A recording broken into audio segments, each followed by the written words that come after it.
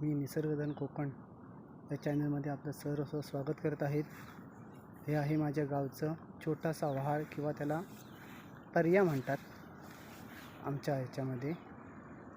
हा असा पूर्ण सडा असा आहे, एकदम पावसामध्ये हिरवागार झालेला आहे। हे आहे कुड्याच्या शेंगा। ह्या शेंगांसाठी मी खास आलेलो आहे रत्नागिरीतनं माझ्या गावाला।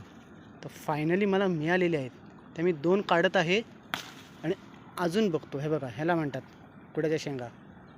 हे बघा, ह्या पावसाळी रानभाज्या आहेत की ज्याच्यामध्ये भरपूर प्रोटीन असतं, व्हिटॅमिन असतं, खूप औषधी पण असतं, पण जास्त मला माहिती नाहीत। पण हे बघा, फायनली हे झाड आहे असं आहे, ह्याला असं पान असतं त्याला, आणि अशा ह्या कुड्याच्या शेंगा असतात। हे बघा, हे बघा, फायनली मी काढत आहे।